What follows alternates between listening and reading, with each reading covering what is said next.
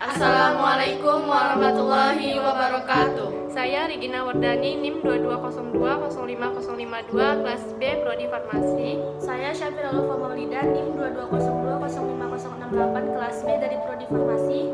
Saya Nengla Kamalia Hairiyah, NIM 220205074, kelas B, Prodi Farmasi. Assalamualaikum warahmatullahi wabarakatuh.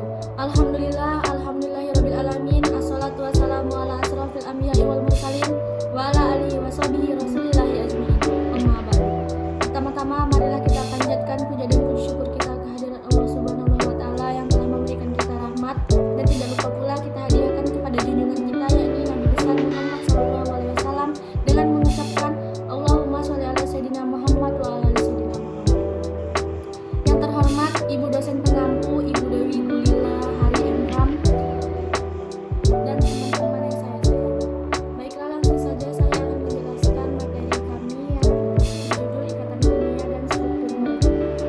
Antara atom terdapat daya tarik menarik yang disebut ikatan kimia. Ikatan kimia terjadi karena kecenderungan atom mempunyai konfigurasi elektron seperti gas mulia. Kecenderungan itu melahirkan berbagai jenis ikatan, terutama ikatan ion dan kovalen. Ikatan yang lain adalah ikatan hidrogen, gaya van der Waals, dan ikatan logam. Peranan elektron dalam ikatan kimia, suatu bukti bahwa atom yang bergabung lebih stabil daripada yang menyendiri. Penggabungan itu disebut ikatan kimia dan terjadi bila ada daya tarik satu sama lain sehingga mengeluarkan energi paling kurang 42 kJ per mol atom. Berdasarkan teori atom modern, para ahli menyelidiki cara terbentuknya ikatan kimia. Daya tarik kedua atom terjadi karena adanya elektron pada kulit terluar. Elektron pada kulit ini mempunyai kecenderungan menyamai konfigurasi elektron gas mulia dengan cara menerima atau memberikan elektron pada atom lain. Yang pertama, gas mulia. Kebanyakan atom ditemukan berikatan dengan atom lain, namun masih ada yang didapati dalam bentuk monoatom, yaitu gas mulia atau He, Ne, Ar, Kr, Xe, dan Rn. Dengan kata lain, gas mulia lebih stabil dalam bentuk monoatom atau bebas, sedangkan unsur yang lain lebih stabil bila berikatan. Ini adalah bentuk unsur yang dapat dibagi dua, yaitu stabil dan tidak stabil dalam monoatom. Pada sistem periodik, gas mulia terletak dalam golongan 8A atau golongan O.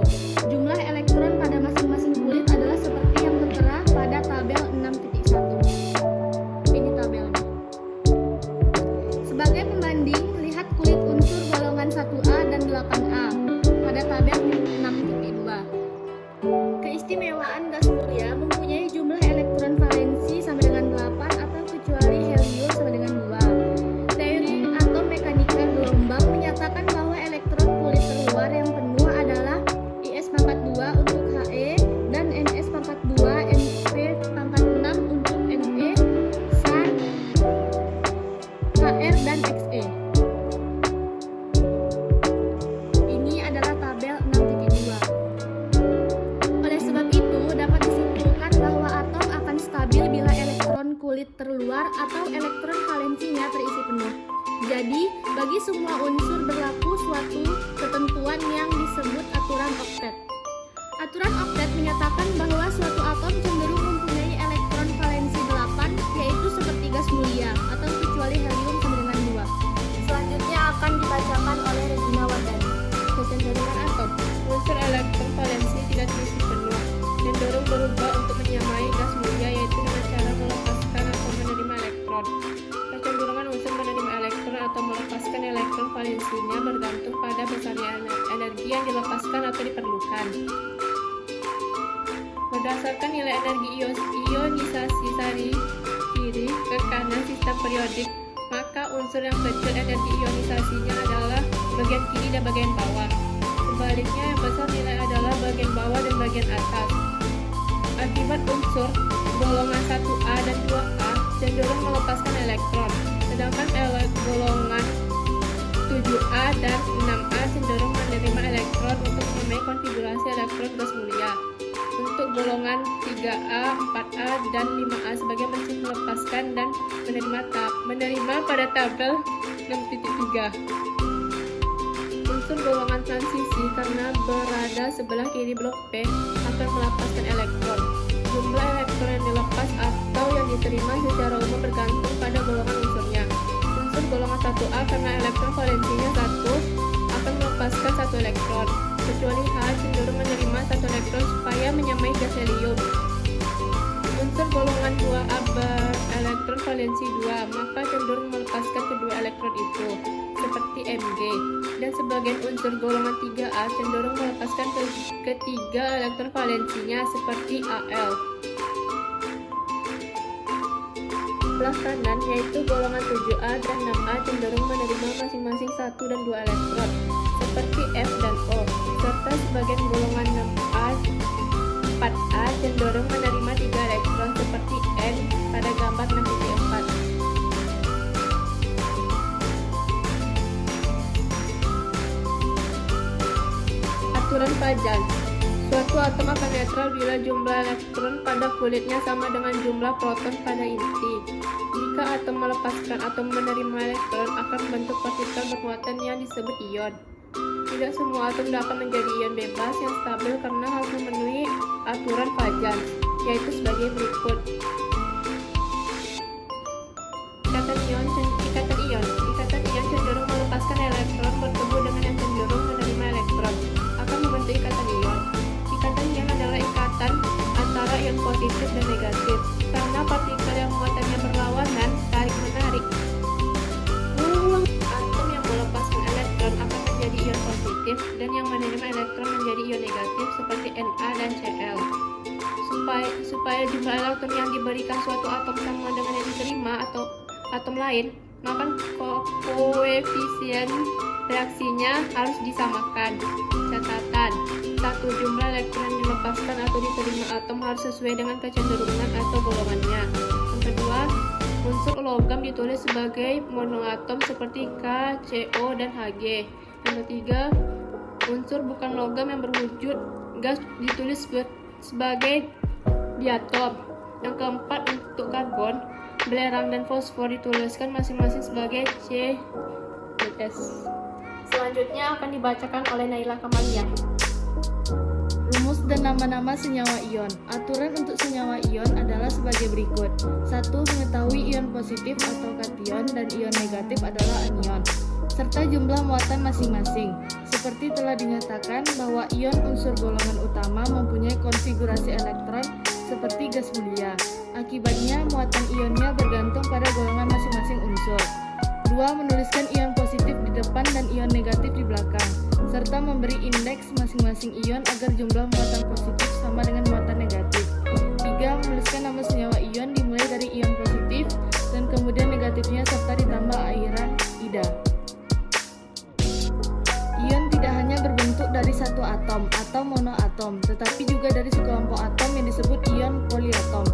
Kebanyakan ion poliatom mengandung oksigen dengan nama berakhiran at dan yang lain diberi akhiran id. Indeks ion poliatom harus ditulis setelah diberi tanda kurung. Ini adalah contohnya. Faktor yang mempengaruhi senyawa ion: 2 unsur atau satu cenderung melepas elektron dan yang lain cenderung menerima. Bila bersentuhan belum tentu menjadi senyawa ion, sebab bergantung pada tingkat energi sebelum dan sesudah reaksi. Kebalikan dari energi yang diberikan itu disebut energi kisi. Energi kisi atau U adalah energi yang dilepaskan dalam pembentukan 1 mol senyawa ion dari ion-ionnya dalam keadaan gas. Pengertian masing-masing energi adalah sebagai berikut. 1. Kalor pembentukan. Energi yang menyertai pembentukan 1 mol senyawa langsung dari unsur-unsurnya. 2. Kalor sublimasi. Energi yang menyertai perubahan 1 mol padatan menjadi gas. 3. Energi ionisasi. Energi yang menyertai pengionan 1 mol unsur dalam keadaan gas. 4. Kalor disosiasi.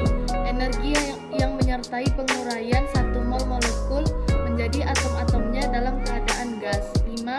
Afinitas elektron. Energi yang menyertai masuknya 1 elektron ke dalam suatu atom yang bebas dalam keadaan gas.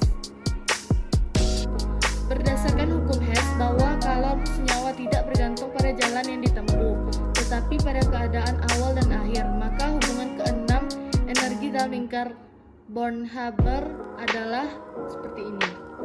Lingkar ini berguna dalam menentukan energi yang belum diketahui tanpa harus melakukan percobaan, misalnya kalor pembentukan senyawa. Ini adalah contoh soalnya. Sifat senyawa ion memiliki sifat-sifat tertentu akan diuraikan berikut ini.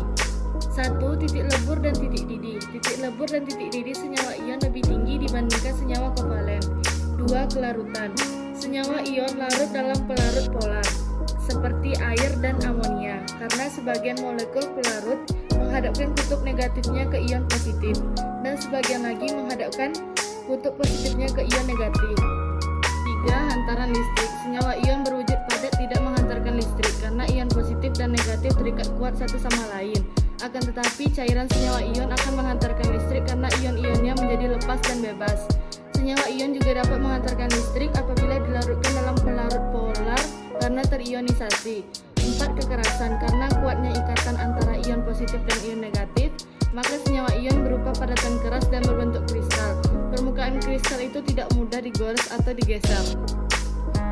Sekian presentasi dari kami. Saya selaku moderator memohon maaf bila ada kesalahan dan kekurangan. Saya akhiri. Wassalamualaikum warahmatullahi wabarakatuh.